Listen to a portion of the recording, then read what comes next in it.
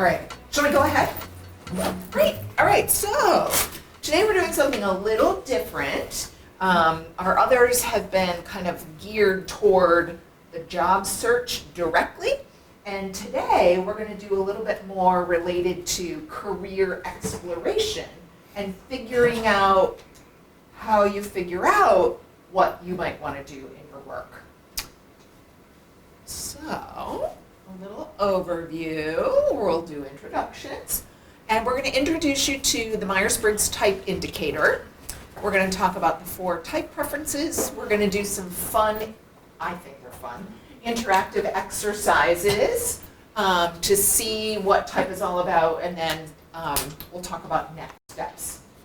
So first, we'll do introductions. Amy Benedict, I'm the Director of GSE Career and Professional Development and a proud alumna of our Higher Education Management Executive Doctoral Program. And I'm Allison Viverette. I'm the Graduate Assistant with GSE Career and Professional Development, and I am a first-year master's student getting my master's in higher education this year.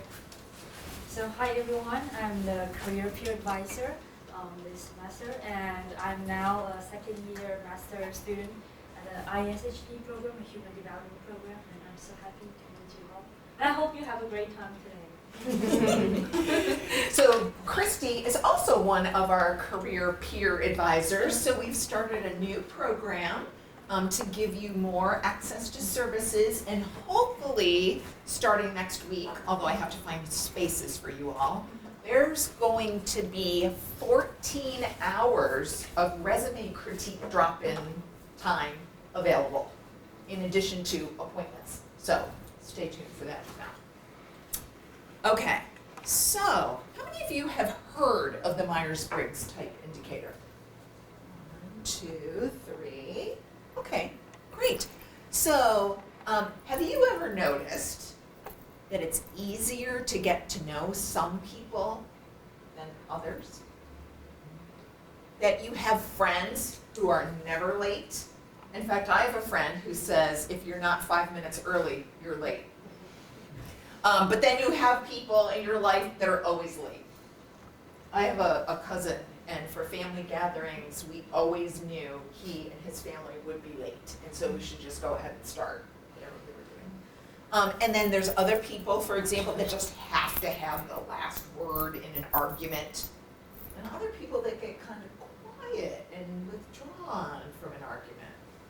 So the Myers-Briggs Type Indicator is an assessment that can help you understand yourself and others. So, give you a little history lesson. Actually, I got some information that I had forgotten or didn't realize. So the Myers-Briggs Type Indicator was developed by a mother-daughter team, Catherine Cook Briggs, she's the mother, and Isabel Briggs Myers. And the assessment is based on the work of Swiss psychologist Carl Jung. Anybody remember Carl Jung from their intro psych class or somewhere along the line? See a couple of heads. Okay, good. Or you can look it up later if you're interested. And the assessment was first used during World War II. What I didn't remember is that they used it to figure out what jobs might be good for the women that were in the United States while the men and some women were off fighting the war. So they used it to figure out what jobs might be good for them. And so the Myers-Briggs is based on 4 preferences. The first preference is related to the source of energy for you, where you get your energy from. The second preference is for how you gather information. The third preference is for how you make decisions. And the fourth preference is for how you relate to the external world. And one of the things that's important with Myers-Briggs, there's not good or bad preferences. They're just different. So that's helpful and important to keep in mind. Okay, so I'm just going to give you, where do we want to have them do the assessment? I think no. Okay, I'm going to go back. Yeah. So, would you like to tell them Yes. why we wanted them to bring a device. So, in the email, you might have noticed that there was a little note to bring a laptop. Hopefully everyone has one. Does everyone have one? Laptop Or or cell phone or something. So we're gonna go onto 16personalities.com. That's 16personalities.com.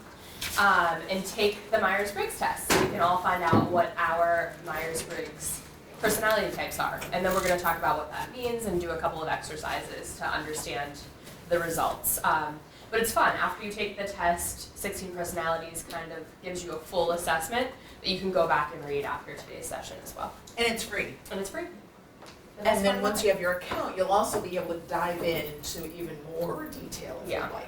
Yeah. So we're thinking the assessment will take about 15-ish Yeah. minutes. It's under 30 questions. So it'll ask you things like, how do you react to a situation like this? And give you a few options to choose from. And you should try not to think about the way you would like to be or the way you think you should be, but when you're in a situation where you can just be yourself and answer the way you'd really like to, that you are, you'll get a more accurate result. Let me know if anyone has a difficult time getting the website up. Okay, so what I want to do first is take a little poll so we can get our group type, and then we'll go into a little more detail. So on the E to I preference, where you get your energy, how many people scored E? Hold your hands up so I can, 1, 2, 3, 4. 4. And then, I didn't count how many people are in the room, so how many I's? If you'll just raise your hand so I can count. 1, 2, 3, 4, 5, 6, 7. So we must have 11 in the room. On the S and N, how many S's? 1 S, 2, 3. 3 S's, so that must mean 8 N's, if my math is correct. It's how servant. So we're going to talk about that. Focus on the letter, not the word, because I'm going to talk about how 16 Personalities is based on the same concepts, but different words. And I wanted to give you a free assessment that I thought was well done. TF, how many T's? 4. So yeah, it must be 7 F's. And how many J's? 6. Love it. 6 and 5. So if we were going to think about our group type, we go by majority. So our group type is I, N, F, J. But on the JP, it's very close. The other two are a little more clear. So before I go into the slides that describe the types a little bit more, yes, 16 Personalities sort of took the Myers-Briggs and developed it in a slightly different direction. And you can read on the website about what they did. And they also have a 5th letter. Some you'll have a T or an A, and Myers-Briggs doesn't have that. So like I said, this was just an assessment that's free, that I think is really well done, and it's easy to take, and I think it's fun to read through. And I'll talk at the end if you want to take the real Myers-Briggs, how you can do that. So I also borrowed the graphics from 16 Personalities just because I think they're kind of fun. So, so where you get your energy from. So introverts tend to like to get their energy from time by themselves. They get exhausted by social interaction. And something I think is really important to remember, this is about your preference, not about your skill. So an I can certainly talk in front of a large group of people or go to John Legend concert and enjoy it or whatnot. But afterward, they're definitely going to want time by themselves because it's working against their preferences. Where extroverts are energized by what's going on around them.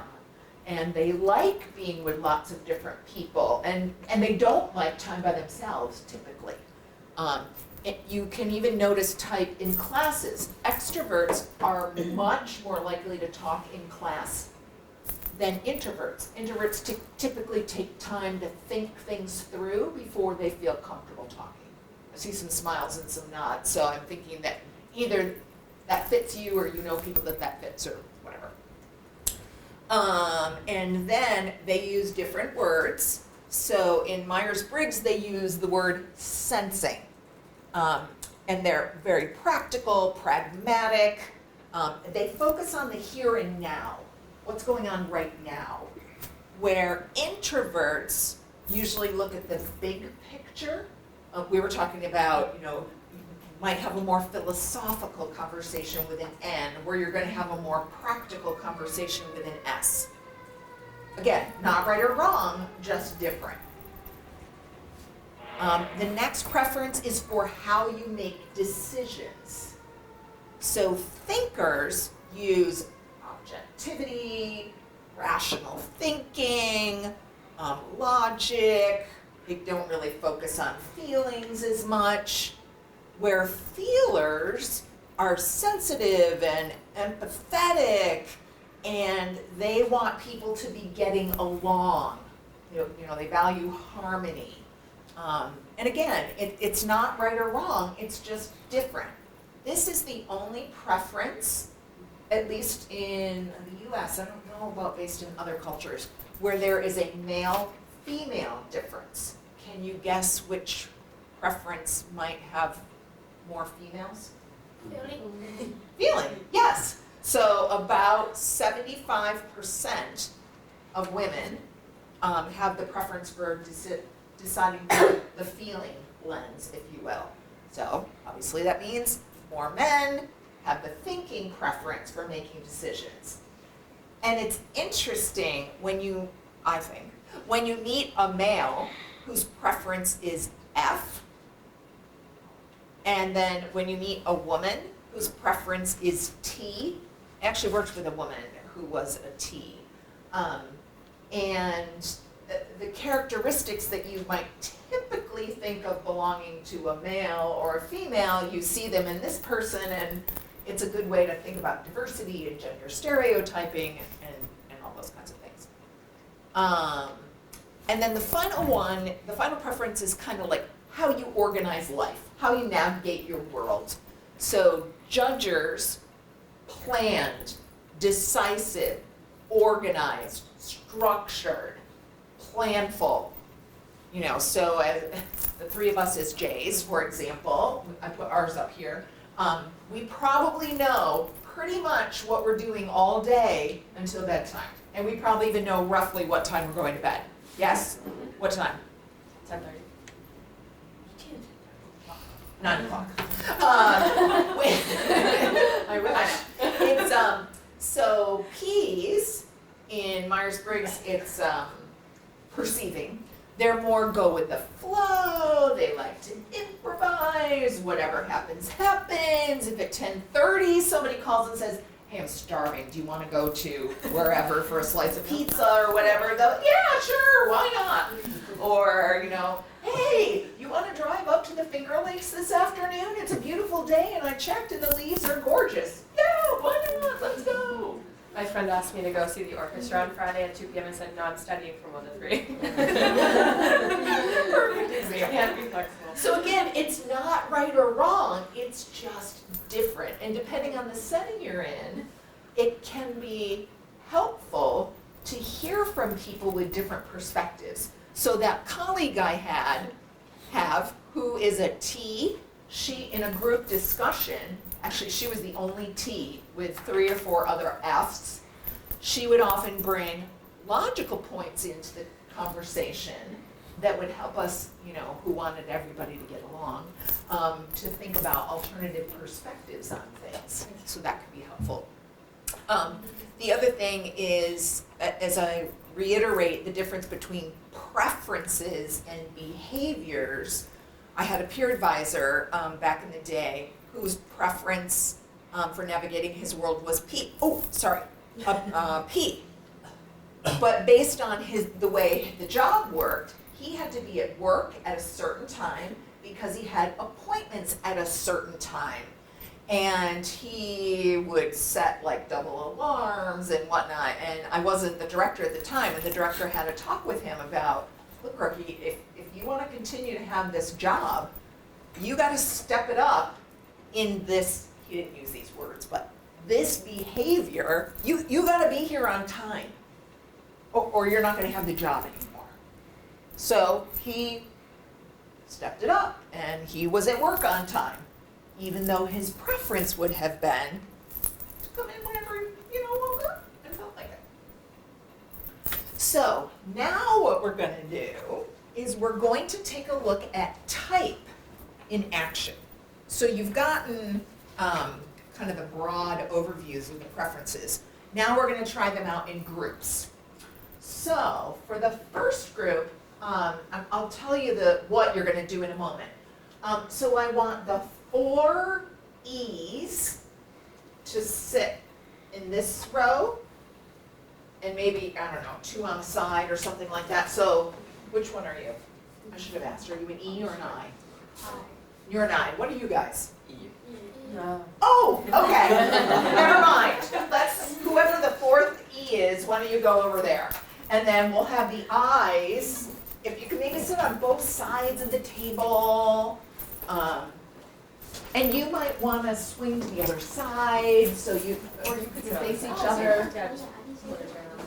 Whatever works for you guys. So all the I's over here, and the E's over there, and then I'll give you your task.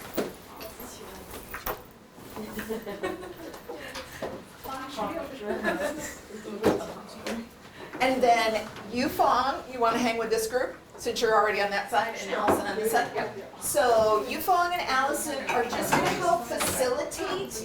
They are not going to give you, answers or clues or tips or whatever. And something to keep in mind, there is no right and wrong to this. So just respond to the task in the way you naturally would, and then you're each going to report out. So we hopefully will be able to see the differences between the 2 groups. So here is your task. Plan the perfect party. Go. I'm going to give you about 5 minutes. Okay, so five minutes is up. So I'm going to go in order of how they are on the board. So E group, tell us about your party.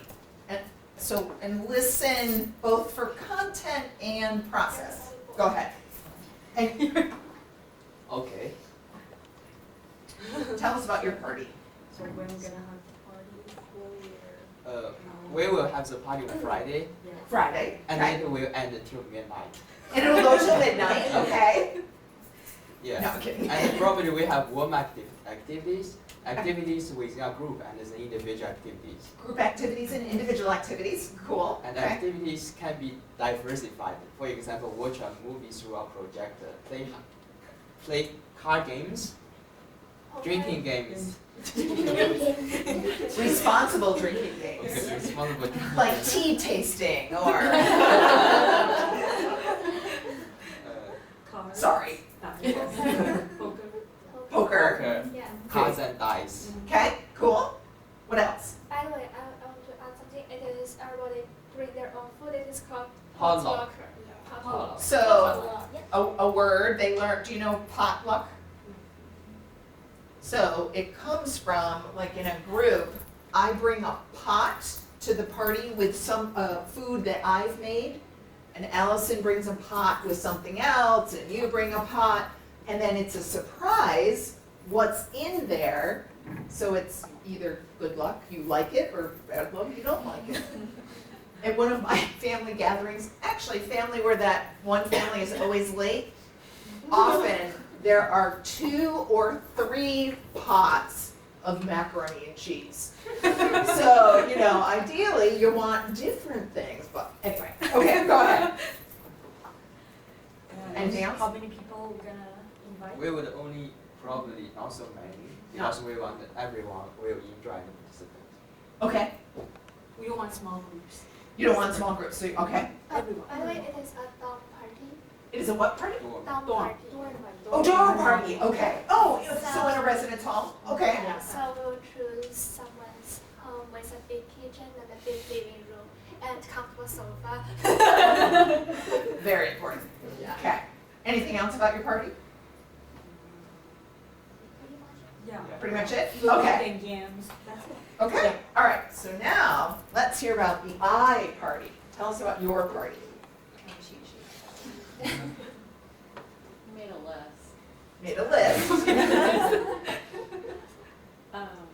So we kind of went through the time that we would like to have at the party,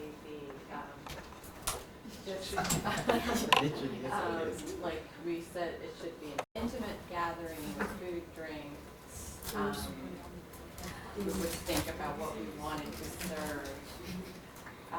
So it will be held in a house, background music, casual, not fancy, perhaps a movie night, maybe.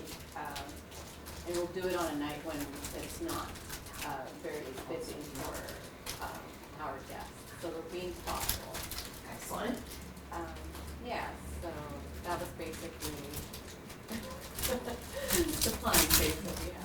Okay, great. Very organized. Not like So, okay, you two can't talk, okay? Because you know the answers. So, I want to know from the students, not the current students, what did you notice about the differences between the E party and the I party? We'll talk about the parties and then we'll talk about the process. What did you notice that was different? Oh, no, we're going to talk about that later. Hold that thought. Oh, no, A different thought, okay. Go ahead. And the I part, no, the E party has a lot of like games, like card games, and that things. Lots of activities. Yeah. Yep. What else did you notice that was different? Like I feel they are very thoughtful.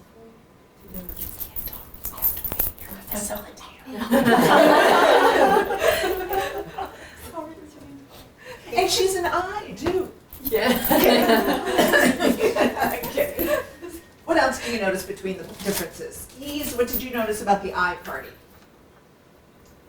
Did they think about the music type or the music things, or they want to like provide their like guys? Very detailed. Very detailed. Mhm.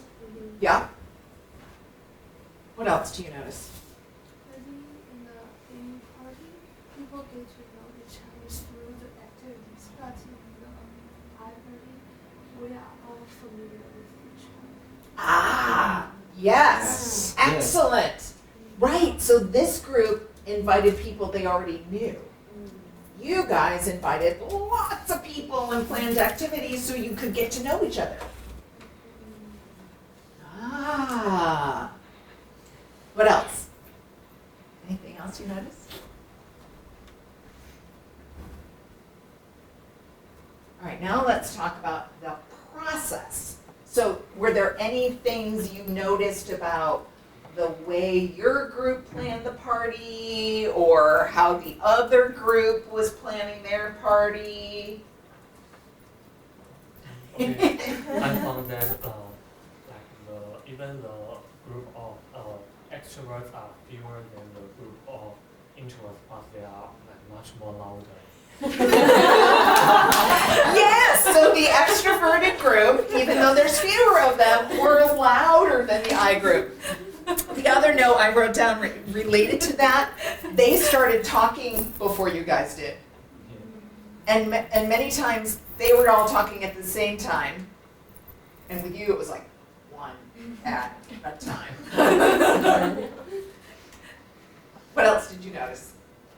Yeah. I was just like about like I remember like people were starting to talk and then like people wait until like and give chance to people who haven't talked before and then one at a time. Yeah, so the I group was more one at a time, and what do you think? And yep, definitely. Good. What else? Yeah. And the I group make a list, which surprised me a lot. The I group made a list. And one of the things that's hard, Allison and I were talking about this earlier, in some ways it's not fair to look at the preferences separately because all of the preferences influence each other. But yes, they were very focused, they made their list. Anything else? They already have the party, but they are more detached and we are making friends. Yeah, a little more detached from it. Yep. We're more excited about it. It feels like we're really going to have a party this Friday. This group was definitely more excited, and you could see their energy or hear their energy more. Again, it's not judging, it's just explaining. It's different. Anything else? Okay, so now we're going to divide by S and N. So just curious, how many in this group are N's? 1, 2, 3.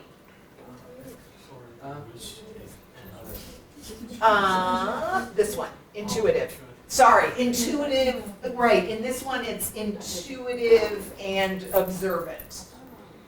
So how many intuitives on this group? Just, yeah, just 3, so there must be more over there. So how about if the N's from this group go over there, and then the S's, the observants, come here. So this one should be a smaller group, and that one will be a bigger group. And then I'll give you your task.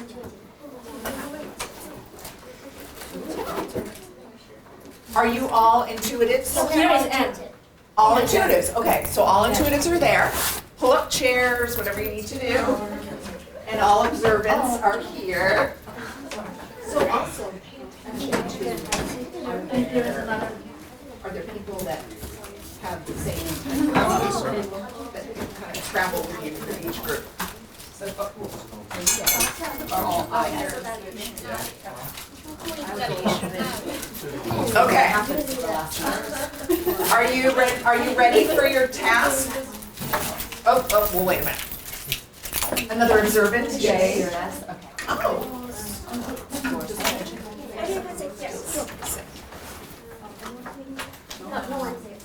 Oh, that's interesting. 4747. Okay, are you ready for your task? I was going to try to remember to bring this object with me. Describe this object. Describe this object. And try not to listen to each other if you can. Try not to listen to Them. I'm sorry. Yes, you need to listen to me. I'm sorry. So describe this object. You got 5 minutes if you need it. very fresh. Describe it. Piece of leaf.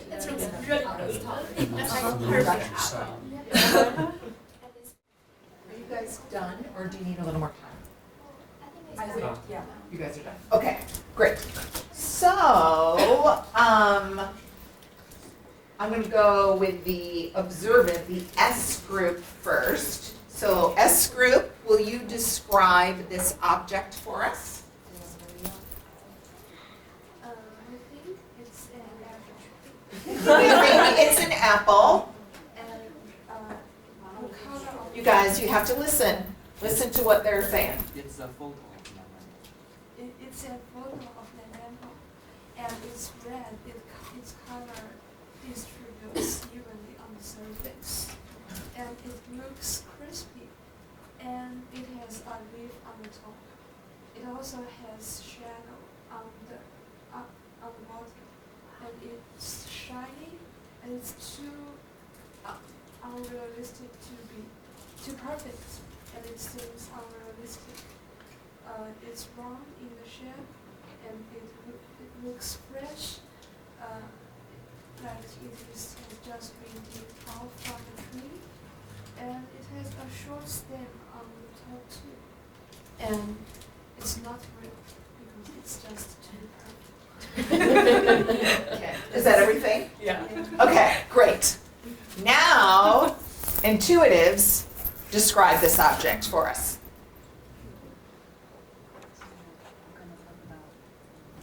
It's a round.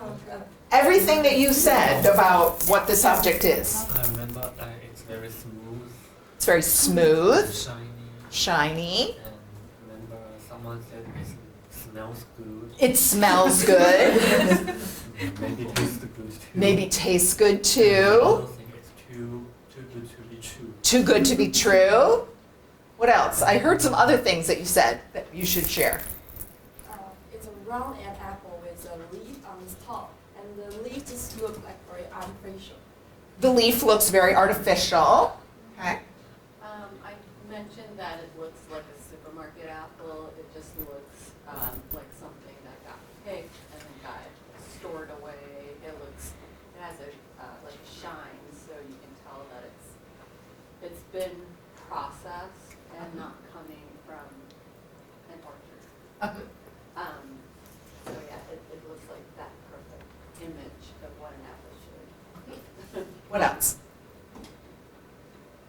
It looks like it has been photoshopped. Looks like it's been photoshopped. Yeah. What Because else? the color is so evenly, and so I think it is kind of like poisonous. It looks like a poisonous apple. Good, I was Just hoping you were like going the to one given to the Snow White. like the one given to Snow White. Anything else?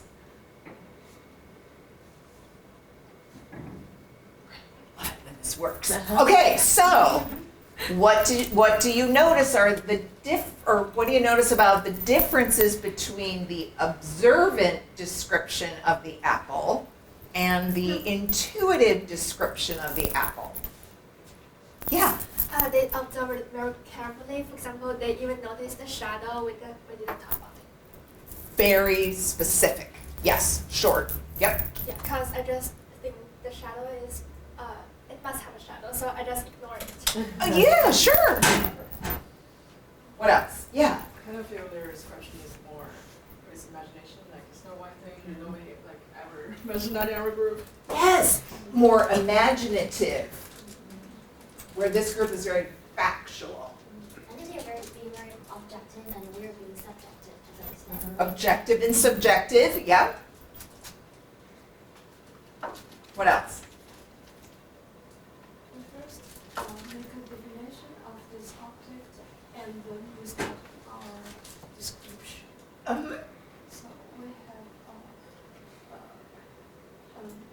a recognition of what kind of thing this is, and then we start to discuss about it. Maybe they just start with wherever they want. They just started wherever. Yeah, so it was funny. Your group, right away, and it might have been even you, said, it's an apple. You said, it's an apple. And this group started with, oh, it's perfect, it's fresh, it smells good. Now, I'm an N, but since I'm teaching, I was thinking, how do they know that? Right? The S's might have been, how do you know that? They don't. They're, big pig, they're thinking, oh, it must be. What else? Anything else? You guys were done a little sooner than they were, I think. Anything else, Allison or Yufang, that you would add? That you noticed between the two groups? Yeah, I just feel like we're more imaginative, so we talk about like it's been a while in the market. Yeah. But we talk about like the further of this process, but they just focus on the present. Yeah. I think it's a lot further away, like Yeah. the market. You were telling a story in a way about where this apple came from. Yeah. And yet, how do you know? And it's not that it's wrong, it's just different. Anything you got to add? I just think that our group was kind of dwelling on the fact that it was not real. And it was very like practical. It's like, this isn't real. and because of that barrier, we weren't able to think more about it. Yep. Sometimes when I remember, I will bring an actual apple, because it makes it a little different. Anything else about that? Okay, so now we're gonna split by thinking and feeling. How many of you are thinking? One, Thinking. two. How many are thinking over there? I mean, not thinking preference. So it must be two. So why don't we have the T's over here? So, and then why don't we have the F's over here? And I will give you the task. So here will be F. F, T, feeling, thinking.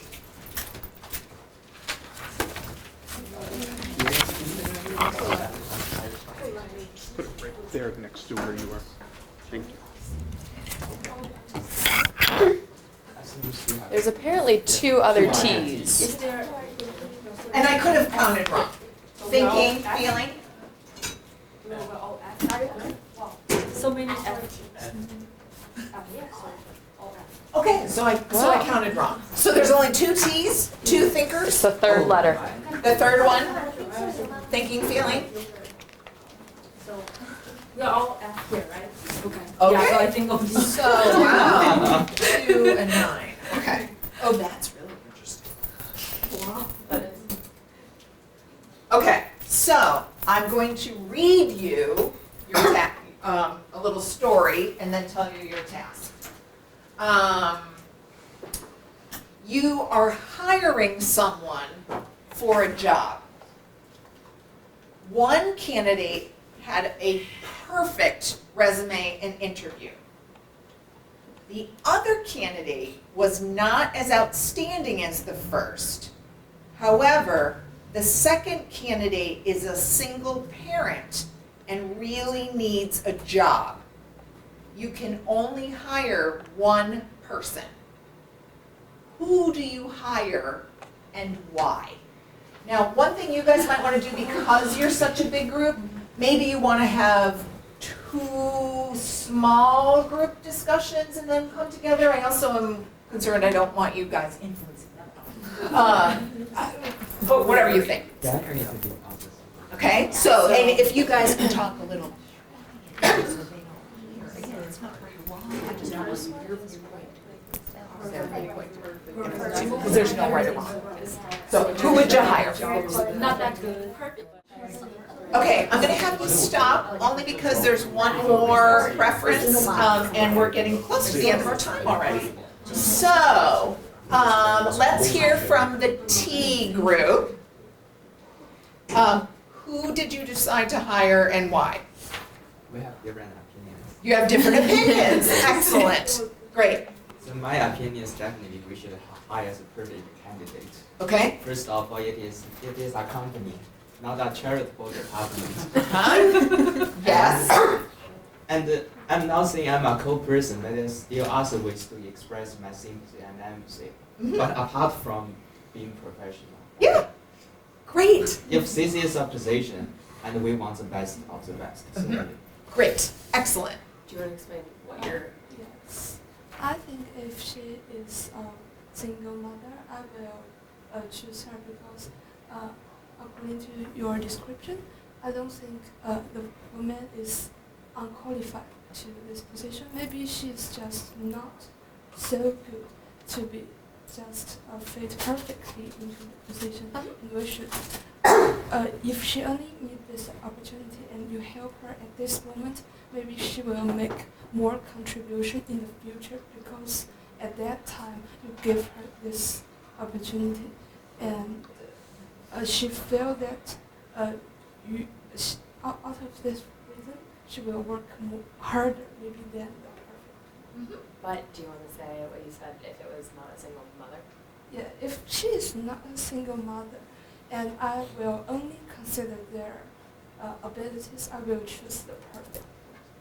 Okay. Like if it's a single dad, she would go with the perfect candidate. Oh, interesting. Okay, hold that thought, because we're gonna totally come back to that too. Okay, so our feelers got divided into two groups, just by sheer size. What did this group, who did this group decide to hire? The first one. Why? I think it's it is the same as that scheme because like we want to make our perfect. You want to make a profit, Yeah, but you had one dissenter. At first, I think I should give the job to the single mother or dad, because I think I think the perfect one could find a job at other places that this. But if I were the employer, I should give the job to the less advantageous one, because I think she need it, and I have to make some efforts to save her. Oh, efforts to save her. Okay, good. All of it, good. Yes. How about this group? We didn't really decide which one. You couldn't decide. Okay. Like, we just like we said that there are so many different like things that we need to take into consideration. So for example, like I was like saying similar to that, like for the first one, like whether the person has another opportunity to work in other firms, like consider other applications, and if the second like single mom really is like very urgent need this job, if they have like a similar kind of quality, we would consider like the second mom. Yep. But like they were saying something. Yeah, sure. I mean, a resume doesn't really talk a lot of attitude, so we would have to meet with both to get a sense of who would be more committed or eager or excited about being there. I think those things would matter more, or have a place besides the resume. And what is a perfect resume? Like, is it like your place where you went to school, or I mean, what is it? It's basically how you present yourself. So those were the things that I. Excellent. Great.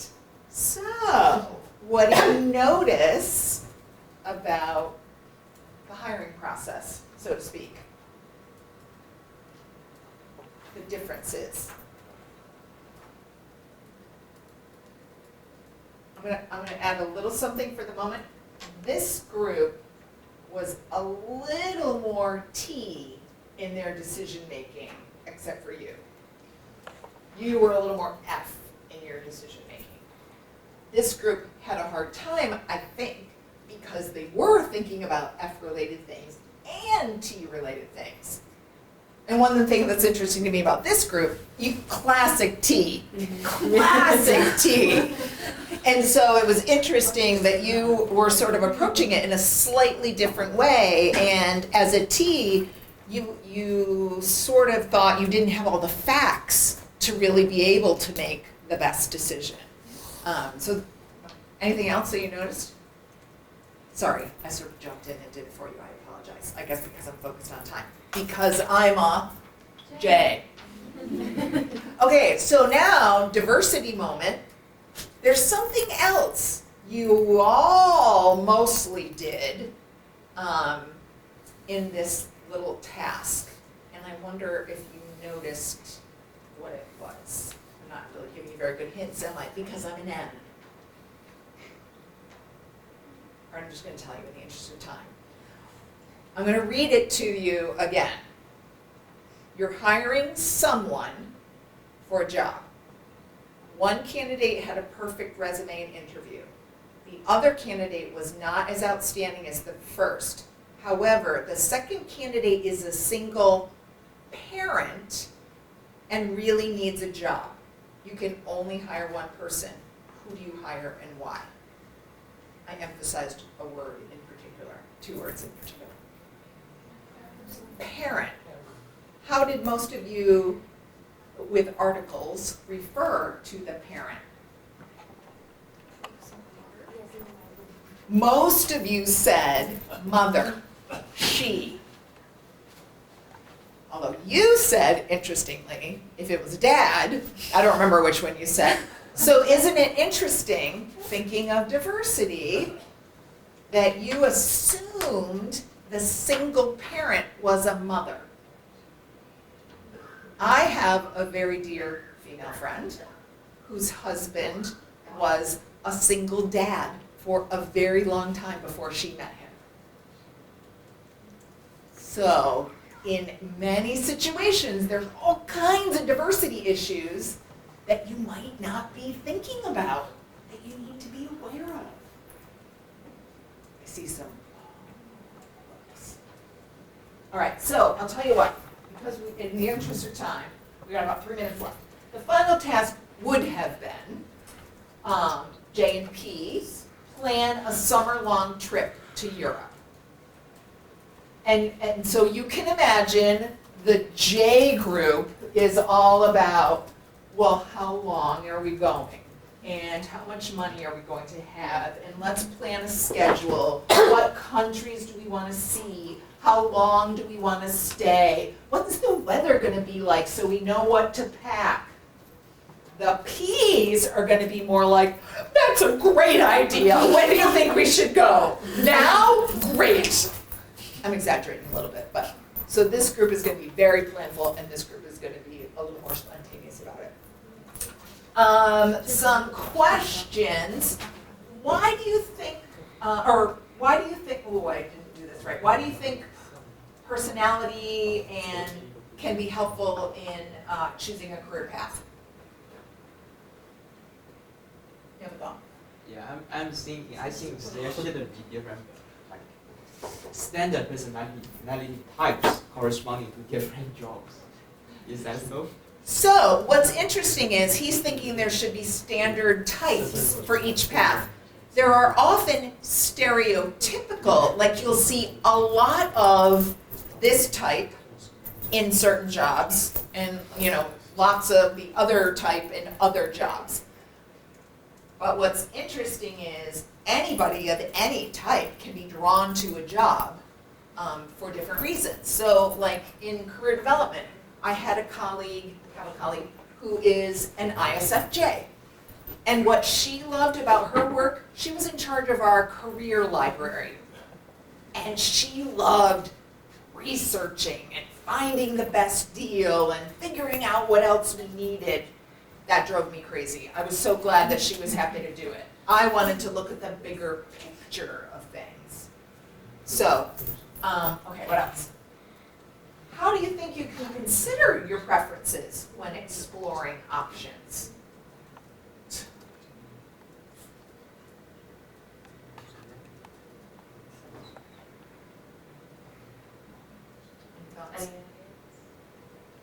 Yeah. Like, will I be willing to devote to my job, my future job? If I don't like it, will I put the same effort as the other one I really want to do? Sure. So if the job doesn't quite fit your personality or the environment, ooh, am I going to be happy there long term? Any other thoughts about that one? And again, I would probe you more and whatnot, but we don't have any time left. And here are some resources that can help you with figuring out how your path might align with your preferences.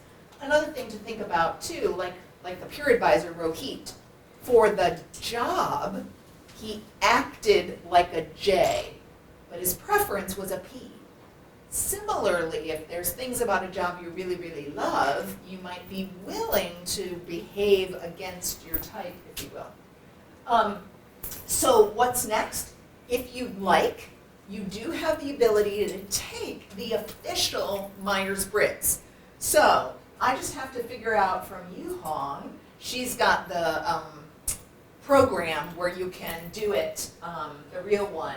But you can schedule an appointment with one of us. I'll talk to her about that. And you schedule appointments with us through, except for Yufang, through Handshake.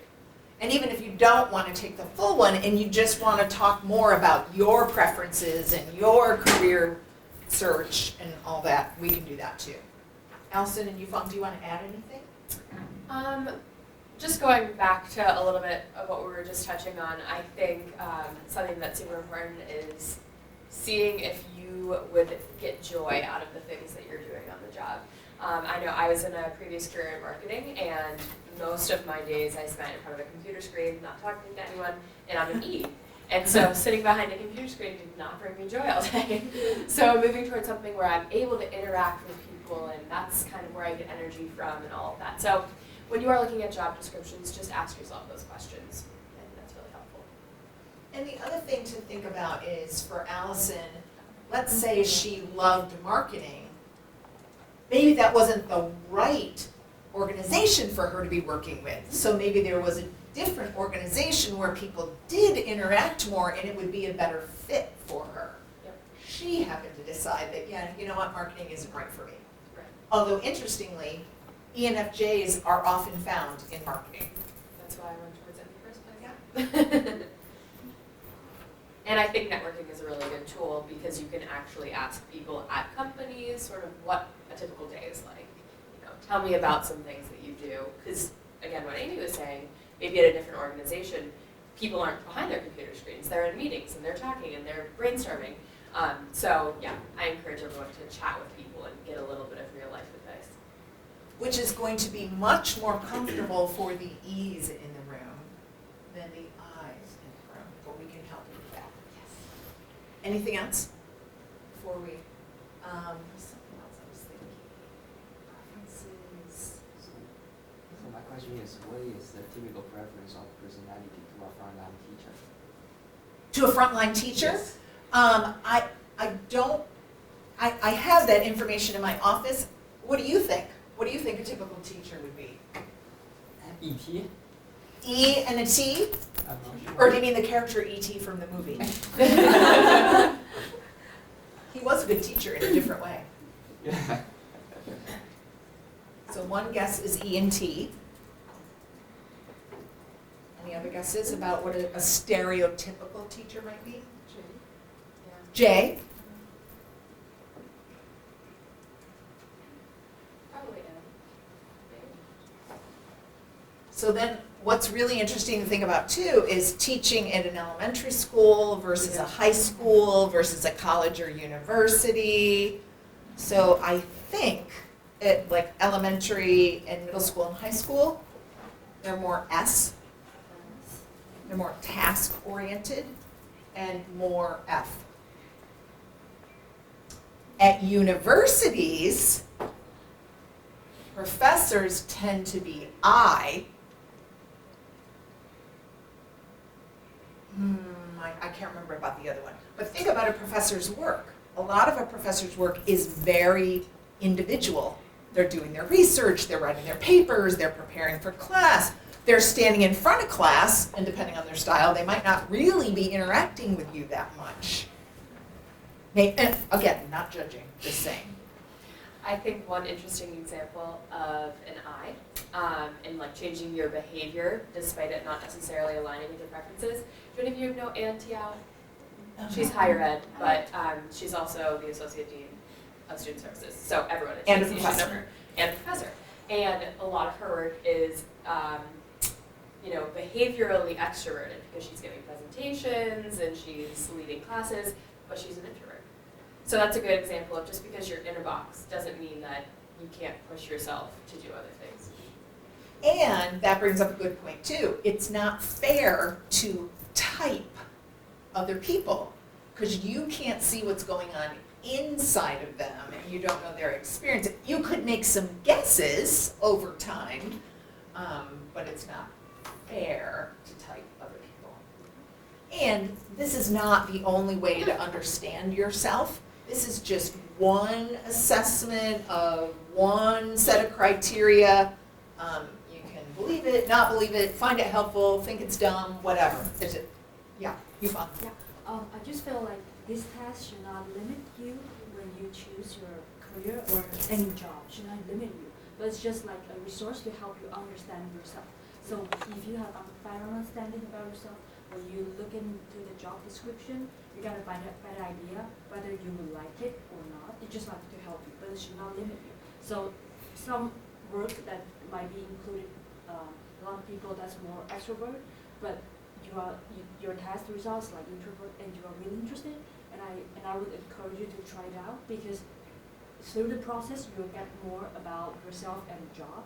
So it should not limit you, but you just like try. And sometimes just I think that networking is helpful. I'm an introvert, but I always encourage myself, say, oh, if I could make it like to talk with one stranger today in a party, then it's the greatest achievement, like through all this month. And just like this, you know, the greatest achievement, like introvert, like, you know, so just like talk with people and hear about their life stories, even if like you don't get any advice or suggestions or anything, but like hearing other stories will like as like inspiration to yourself when you plan like, oh, he's doing something or she's doing something, and that's cool. And also she also faced the problems that I also face as well. So you are not alone, and you feel like, oh, somebody is like along your side and somebody know what you are going through. So just like hearing other stories could give you a lot of like hint, and also it's very good resources to help yourself grow, I mean, in the long term. So yeah, that's why. So I love that. That's so classic I. If I could challenge myself to talk to one stranger, that'd be my goal for the month. Yeah, that's it. Where an extrovert might say, oh man, I hope, well, and also J and P, you don't know, extrovert, oh wow, I hope I meet lots of people at this party that I can talk to today. And then, wow, tomorrow I'm doing this, so maybe I'll find some other people I can talk to. Yeah, so great, all of it's great. We could talk, I could talk all afternoon about it, but you've got other things to do, I'm sure. So. And if you come and see us, there are other things that we can do with you, like other assessments and whatnot, so make appointments. Great. Thank you very much for coming today. And you'll get a follow-up email, so make sure that you sign the sheet. And we love your feedback. We